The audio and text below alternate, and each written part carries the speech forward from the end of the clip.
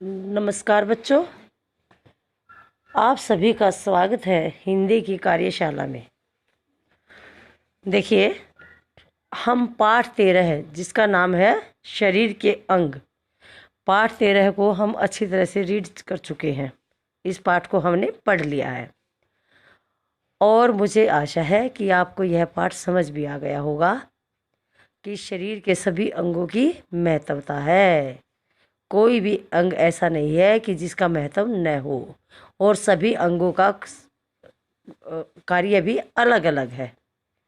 एक भी शरीर का अंग काम करना बंद कर दे तो हमारा शरीर ढीला पड़ जाएगा। ठीक है, तो शरीर के सभी अंगों की आवश्यकता है, सभी की महत्वता है, सभी का अपना अपना महत्व है। जिस प्रकार एक कंप्यूटर है, उसके अलग अलग पार्ट होते हैं और सभी पार्टों के सभी पार्ट्स के द्वारा ही कंप्यूटर चलता है। यदि कंप्यूटर का एक भी पार्ट खराब हो जाए तो कंप्यूटर काम करना बंद कर देगा। उसी प्रकार हमारा शरीर भी ऐसा ही है, कंप्यूटर की तरह। यदि हमारे शरीर का एक भी अंग काम करना बंद कर दे तो हम परेशान हो जाएंगे, हम अच्छी तरह से अपना काम नहीं कर पाएंगे। तो देखिए बच्चों, कल हमने इसके शब्द अर्थ भी कर लिए हैं और इसके कठिन शब्द भी हम कर चुके हैं। आज हम इसके मौखिक प्रश्न करेंगे और इसके लिखित प्रश्न भी करेंगे, लेकिन मौखिक प्रश्न और लिखित प्रश्न करने से पहले हम एक बार इसके शब्द अर्थ और कठिन शब्द दोहराएंगे। ठीक है, तो बच्चों ये है पाठ 13 के शब्द अर्थ। जैसे गुलामी, गुलामी का अर्थ है परतंत्रता। शिथिल का अर्थ है ढीला। साजिश का अर्थ है षड्यंत्र। एहसास का अर्थ है महसूस।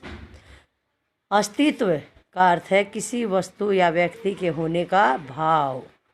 स्वार्थी का अर्थ है अपने लिए सोचने वाला, मतलबी। ठीक है, ऐसे ही फैसला का अर्थ है निर्णय। गंभीर का अर्थ है जटिल, मुश्किल। समस्या का अर्थ है परेशानी। ठीक है बच्चों, तो आपने अपनी अभ्यास पुस्तिका में बहुत ही सुंदर सुंदर लिखना है। मात्राओं का, बिंदुओं का, अनुस्वार का, अनुनासिक का ध्यान रखना है।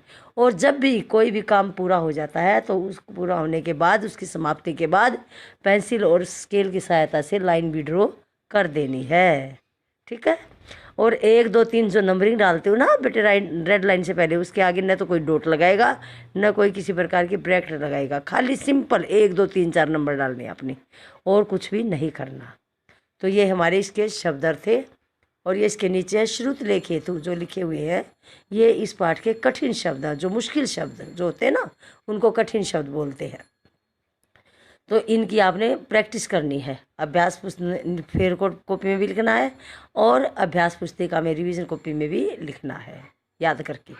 ठीक है, अब देखिए श्रुत लेख कठिन शब्द कौन कौन से हैं। साजिश, स्वार्थी, गंभीर, समस्या, ठीक है, फैसला और शिथिल, अस्तित्व, 24, स्वाद और स्वस्थ। ये सभी इस पाठ के कठिन शब्द हैं। सभी बच्चे कठिन शब्द अलग पेज पर लिखेंगे और शब्द अर्थ अलग पेज पर लिखेंगे। और जब कठिन शब्द लिखोगे तो सबसे ऊपर लिखेंगे, तारीख डालेंगे हिंदी में, तारीख हिंदी में होनी चाहिए। पाठ 13 है, फिर उसके नीचे लिखेंगे पाठ का नाम, शरीर के अंग, फिर उसके नीचे लिखेंगे कि विषय कि क्या है ये चीज़, यानी कि कठिन शब्द। ठीक है, फिर नंबरिंग डाल करके आप 1 2 3 4 एक ही लाइन में लिखेंगे। जब एक लाइन पूरी हो जाएगी तो फिर उसी पेज पर अगली लाइन भी बना सकते हैं। पेज को ख़राब नहीं करना है। ठीक है, आज ऐसे ही अगले पेज पर पाठ 13 है। पाठ का नाम लिखने की आवश्यकता नहीं है, डेट लिखने की भी आवश्यकता नहीं है। जब एक दिन में 2 काम करते हैं तो डेट एक ही पेज पर काफ़ी है। ठीक है, तो पाठ 13 है, उसके नीचे लिखेंगे, एक तरफ लिखेंगे शब्द अर्थ, दूसरी तरफ लिखेंगे एक तरफ लिखेंगे शब्द और दूसरी तरफ लिखेंगे अर्थ, और बीच में स्केल और पेंसिल की सहायता से लाइन ड्रॉ करेंगे। फिर शब्द के नीचे शब्द लिखेंगे और अर्थ के नीचे अर्थ लिखेंगे। तो इस प्रकार से आपने नियम से लिखना है, बहुत साफ सुंदर काम करना है। ठीक है, आइए अब करते हैं मौखिक प्रश्न। देखिए पहला प्रश्न है, दांत सबसे पहले किसके पास गया?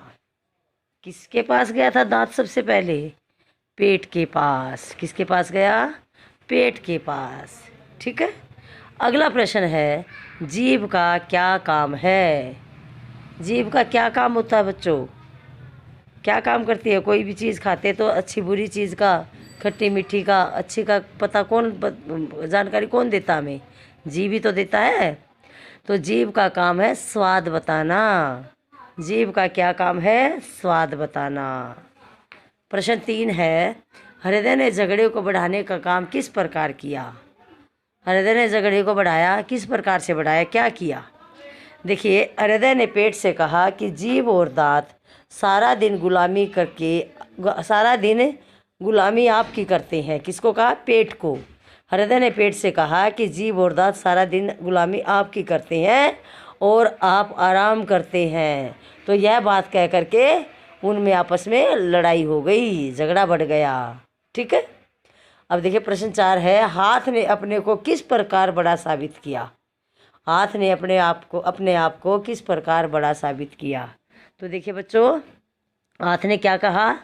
हाथ ने यह कहकर अपने आप को बड़ा साबित किया कि वह सबको खाना देता है, सारा दिन काम करता है, बोझा उठाता है, मजदूरी करता है, लिखता है, खेलता है और सफाई भी करता है।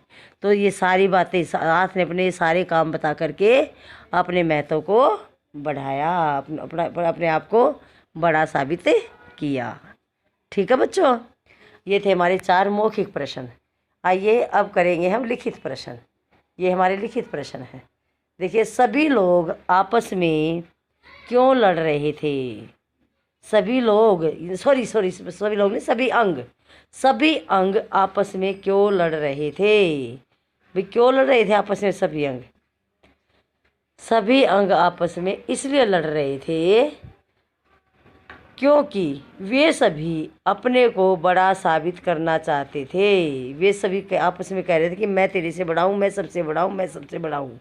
तो सभी अंग अपने आप को बड़ा साबित करना चाहते थे कि मैं बड़ा हूँ, इसलिए वे एक दूसरे को नीचा दिखाना चाहते थे, एक दूसरे को नीचा दिखा रहे थे, इसलिए वे आपस में लड़ रहे थे। सभी अंग आपस में इसलिए लड़ रहे थे क्योंकि वे सभी अपने को बड़ा साबित करना चाहते थे। वे एक दूसरे को नीचा दिखा रहे थे। ठीक है बच्चों। अगला प्रश्न है, पैर ने अपना महत्व किस प्रकार बताया? पैर ने अपना महत्व किस प्रकार बताया? देखिए, पैर ने अपना महत्व बताते हुए कहा कि मैं ही पूरे शरीर को एक जगह से दूसरी जगह ले जाने का काम करता हूँ। क्या कहा पैर ने? कैसे बड़ा साबित किया? मैं अपना महत्व किस प्रकार बताया? क्या कहकर बताया? पैर ने अपना महत्व बताते हुए यह कहा कि मैं ही पूरे शरीर को एक जगह से दूसरी जगह पर ले जाता हूँ। इस प्रकार अपने आप को बड़ा बताया। ठीक है। अब है प्रश्न 3, मिलकर काम करने से क्या लाभ है? मिलकर काम करने से क्या लाभ है? जब हम आपस में मिलजुल कर काम करें तो उसका क्या फ़ायदा होगा? काम जल्दी समाप्त हो जाएगा और सही प्रकार से होगा और थकावट भी नहीं होगी। चाहे हम ही हैं, घर में जितने मेंबर हैं, मान लो सारे मेंबर मिलकर काम करेंगे तो उससे क्या होगा कि काम समय पर समाप्त हो जाएगा और काम सही प्रकार से भी होगा और सब थकावट भी नहीं होगी। और घर में मान लो 4 मेंबर हैं, 2 मेंबर काम नहीं करे और 2 मेंबर काम करेंगे तो उससे क्या होगा? 2 मेंबर काम को देरी से भी करेंगे और थकावट भी होगी और थकावट के कारण कई बार क्या होता है? काम गलत भी हो जाता है। एक दूसरे की सलाह से काम भी ठीक ठाक अच्छा हो जाता है। तो देखिए बच्चों, मिलकर काम करने से क्या लाभ है? मिलकर काम करने से यह लाभ है कि काम आसान और जल्दी हो जाता है, मन में शांति और खुशी भी होती है। आगे समझ में? अब देखिए अगला प्रश्न है, अंत में सभी अंग सुस्त क्यों पड़ने लगे? अंत में सभी अंग सुस्त क्यों पड़ने लगे? क्यों पड़ने लगे भाई? अंत में क्या हुआ था? पाठ में पढ़ाया था ना मैंने कि सभी अंगों ने पेट को खाना देना बंद कर दिया और पेट ने सभी अंगों को ऊर्जा देनी बंद कर दी ऊर्जा कहाँ से आएगी? तो ऊर्जा से जब अंगों को ऊर्जा नहीं मिलेगी तो काम कैसे कर पाएंगे? ढीले पड़ जाएंगे। आपको मैंने बताया था कि हमें खाना नहीं मिलेगा तो हम कोई भी काम नहीं कर पाएंगे। कर पाएंगे? बिल्कुल भी नहीं कर पाएंगे।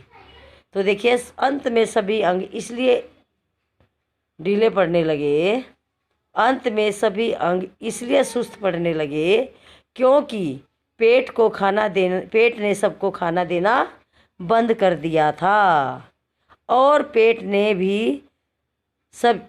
को सभी अंगों ने खाना देना बंद कर दिया था और पेट ने भी सभी अंगों को ऊर्जा देना बंद कर दिया था। आया समझ में? अंत में सभी अंग इसलिए सुस्त पड़ने लगे क्योंकि पेट को सबने खाना देना बंद कर दिया था और पेट ने भी सभी अंगों को ऊर्जा देना बंद कर दिया था। ठीक है बच्चों, तो ये थे हमारे लिखित प्रश्न और मौखिक प्रश्न। और मैंने मौखिक प्रश्न तो कल भी भेज दिए थे, लेकिन मैं आज भी दोबारा PDF में आपको भेज रही हूँ। आपने अपनी अभ्यास पुस्तिका में बहुत ही सुंदर सुंदर लिखना है। ठीक है, और कल हम इस पाठ का अभ्यास करेंगे। धन्यवाद। शुभ दिन।